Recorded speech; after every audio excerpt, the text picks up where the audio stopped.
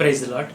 ఈరోజు మన వాక్య ధ్యానం కోసం ఆదికాండము 22వ అధ్యాయం 18వ వచనం నేను చదువుతున్నాను.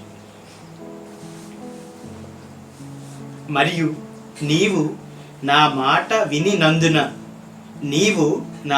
వినినందున భూలోకములోని జనములన్నీ నీ సంతానము వలన ఆశీర్వదింపబడునని నా తోడని ప్రమాణము చేసి ఉన్నానని యెహోవా సెలవిచ్చాను. ఇక్కడ దేవుడు ఏం చెప్తున్నాడంటే, నీవు నా మాట వినినందున. అబ్రహాంతో దేవుడు చెప్తున్నాడు.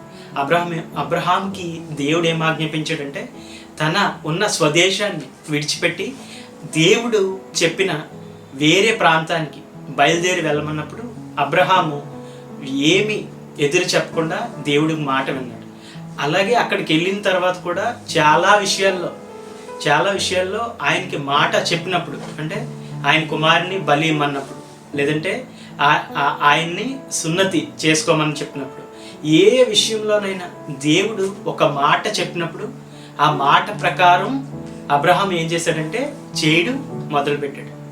దేవుడు అందుకే అబ్రహాంకి చెప్తున్నాడు, నీవు నా మాట వినినందున నీ వలన, అంటే నీ ద్వారా, నీ సంతతి ద్వారా ఈ భూమి మీద ఉన్న జనులందరూ కూడా ఏం చేయబడతారంట? ఆశీర్వదింపబడతారంట. అంటే దేవుడు ఒక ఆశీర్వాదం ఏ విధంగా కదులుతుందో ఇక్కడ మనం చెప్తున్నాడు. అంటే ఇప్పుడు చూడండి, మనం వాహనాలు ఉంటాయి, కొన్ని వాహనాలు రోడ్డు మీద మాత్రమే వెళ్తాయి, కొన్ని వాహనాలు ఐరన్ ట్రాక్ మీద మాత్రమే వెళ్తాయి, కొన్ని వాహనాలు వాయువులో మాత్రం, ఆకాశంలో మాత్రమే వెళ్తాయి. అవి ప్రయాణించే మాధ్యమాలు.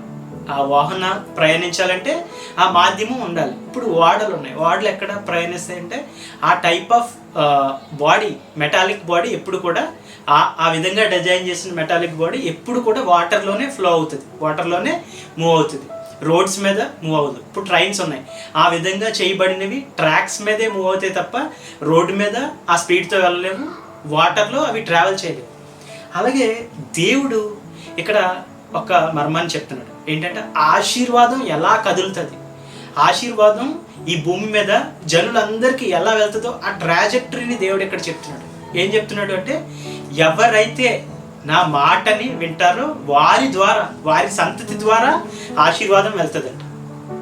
నీవు నా మాట వినినందున భూమి మీద ఉన్న సమస్త జనులందరూ కూడా నీ సంతతి ద్వారానే ఆశీర్వదింపడతారు. అందుకే అపవాది ఎక్కడైతే సంతతి ఉందో, ఆ మాట విన్న సంతతి, అంటే దేవుని మాట ఎవరైతే వింటారో, ఆయనకి భయభక్తులుగా ఎవరైతే ఉంటారో వారి పుట్టికని, లేదంటే వారి జీవితాలని అపవాది ఎక్కువగా ఏం చేసేదంటే అటాక్ చేసేది, లేదంటే వారు బ్రతకకుండా వారిని చంపేయాలని అపవాది ఎక్కువగా వారి మీద పోరాటం చేస్తూ ఉండేది.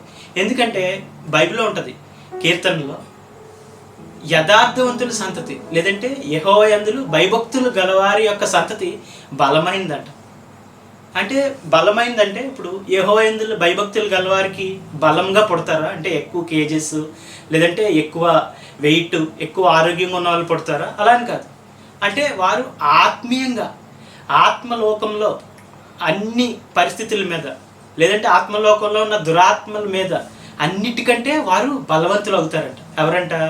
ఎవరైతే యెహోవా యందు భయభక్తులు గలవారు ఉంటారో వారు సంతతి అని ఉంటుంది. ఒకసారి కీర్తనలు 112వ అధ్యాయం, కీర్తనలు 112, 1-2. కీర్తనలు 112, 1-2. యెహోవాను స్తుతించుడి, యెహోవా యందు భయభక్తులు గలవాడు ఆయన ఆజ్ఞలను బట్టి అధికముగా ఆనందించువాడు ధన్యుడు.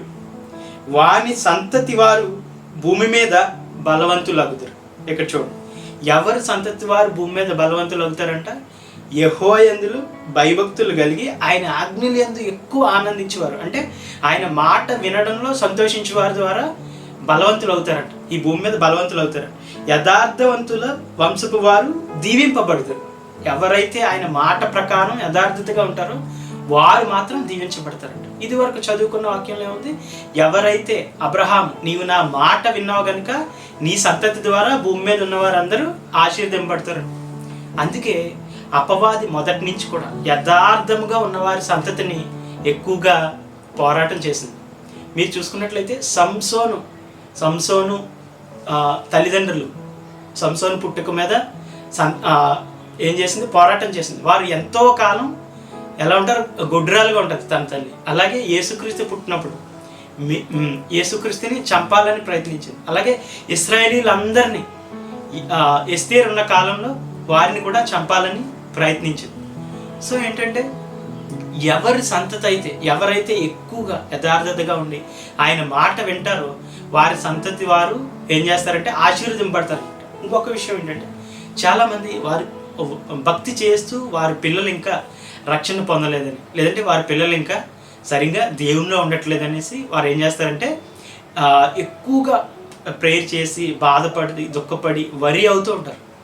అయితే అలా చేయవలసింది ఎవరైతే మనం ఆయన స్వరాన్ని ఆయన మాటని విని మనం జాగ్రత్తగా ప్రవర్తించిన ఎడల మన సంతతి ద్వారా ఆటోమేటిక్గా ఏమవుతుందంటే ఈ భూమి ఆశీర్వదింపడుతుంది. మన సంతతి ద్వారా భూమి మీద ఆశీర్వాదం కదిలే ఆ ప్రక్రియని దేవుడు చూసుకుంటాడు. మనం వరి అవ్వాల్సినది. ఇలాగే పరిశుద్ధులైన అగస్త్యన్ గారు ఉంటారు. వారి తల్లి ఏం చేస్తుందంటే భక్తురాలు అనమాట. ఆయన కోసం చాలా ప్రార్థనలు చేస్తూ ఉంటుంది. ఆయన మారాలని చాలా ఉపవాసాలు ఉండి ఉంటుంది. ఆయన ఏమో పెద్ద వ్యభిచారిగా తిరుగుతూ ఉంటాడు. మారక ముందు పెద్ద పాపం చేస్తూ వ్యభిచారిగా తిరుగుతుంటాడు. అయితే ఆమె చనిపోయాక ఆయన మారి పెద్ద భక్తుడు అవుతాడు. పరిశుద్ధ అగస్త్యన్ అవుతాడు. ఒక వ్యభిచారి అయిన అగస్త్యన్ ఏమవుతాడంటే పరిశుద్ధులైన అగస్త్యన్ అని గొప్ప పేరు వచ్చింది. సో మనం దేవుని మాట వినేడల మన సంతానం మన తర్వాత ఆశీర్వదింపడుతుంది. మన సంతానం ద్వారానే ఏమవుతుందంటే ఆశీర్వాదం కదులుతుంది అన్నమాట. సో అటువంటి కృప మన కుటుంబాలకి మన పిల్లలకి దేవుడు ఇవ్వాలని, మన సంతతి ద్వారా మన ద్వారా ఈ భూమి మీద ఆశీర్వాదం కదలాలని, అటువంటి కృప మనం పొందుకోవాలని ప్రార్థించుకుంటాం. పరలోకమందున్న మా యొక్క పరిశుద్ధాత్ముడు అయ్యా మీ కృపను బట్టి అవును బ్రో నీ మాటను మేము వినేయడలా తండ్రి, మా ద్వారా మా సంతానం ద్వారా ఈ భూమి మీద ఆశీర్వాదం కదులుతుంది. ఈ భూమి మీద జనులందరూ మా ద్వారా ఆశీర్వదింపడుతుంది.